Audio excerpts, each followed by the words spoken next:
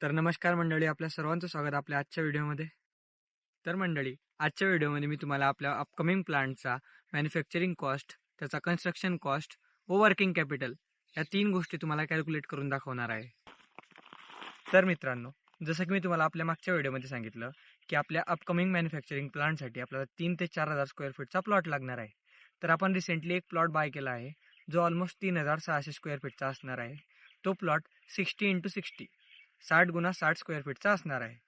तर त्या प्लॉटवर आपल्याला आधी गोडाऊन किंवा शेडचं कन्स्ट्रक्शन करावं लागेल. तर त्यासाठी लागणारी इन्व्हेस्टमेंट आपण आज कॅल्क्युलेट करणार आहोत. तर आपल्या मॅन्युफॅक्चरिंग प्लांटचा आपला कन्स्ट्रक्शन कॉस्ट काय असणार आहे? जसं की मी तुम्हाला सांगितलं, की आपला प्लॉट 3600 स्क्वेअर फीटचा आहे, म्हणजे 60x60 60x60 स्क्वेअर फीट. तर तिथं आपल्याला ॲटलिस्ट 24 ते 25 बीम लागतील. तर त्या बीम बांधकामासाठी आपल्याला 24 ते 25 खड्डे खंदावे लागतील. जर आपण एक खड्ड्याला खर्च पकडला ₹1,000, तर आपल्याला टोटल 25 खड्ड्यांचे लागतील ₹25,000.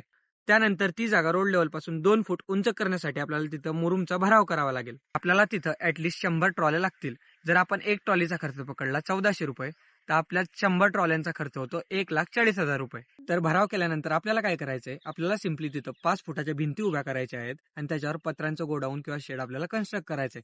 त्यासोबतच आपल्याला जमीन लेवलला आरसीसी करायची. त्यासाठी आपल्याला ॲटलिस्ट 200 सिमेंटच्या बॅग लागतील.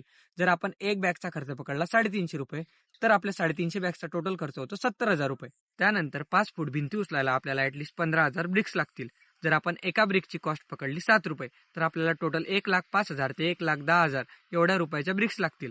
त्यानंतर आपल्याला ₹75,000ची आसारी, ₹35,000ची खडी व ₹1,30,000ची रेती लागेल.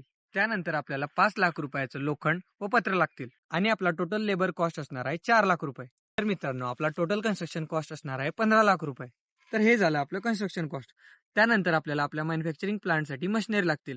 तर आपण एक मशीन न घेता अख्खा सेटअप बाय करणार आहे आणि आपल्या फुल सेटअपची प्राइस मार्केटमध्ये ॲटलिस्ट ₹30,00,000 अशी असणार आहे.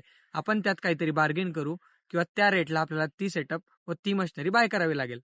तर machinery cost plus construction cost plus ₹5,00,000चं वर्किंग कॅपिटल, हे जर आपण कॅल्क्युलेट केलं तर आपल्याला स्टार्टिंगला ₹50,00,000 एवढी इन्व्हेस्टमेंट लागेल. तर आपण आपला टोटल एक्सपेन्स कॅल्क्युलेट करूया. आपल्याला सगळ्यात आधी ₹5,00,000चं वर्किंग कॅपिटल लागेल. ₹30,00,000 आपल्या प्लॉटची किंमत राहील.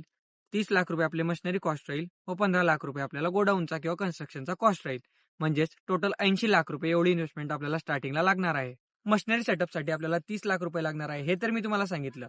पण आपल्याला कुठल्या मशीन्स लागतील व आपल्या मॅन्युफॅक्चरिंग प्लांटमध्ये कुठला प्रोडक्ट बनवला जाईल, हे जर तुम्हाला जाणून घ्यायचं असेल, तर आपल्या मिस्टर उद्योजक चॅनलला सबस्क्राईब करा. आपले पुढचे व्हिडिओज नक्की बघा.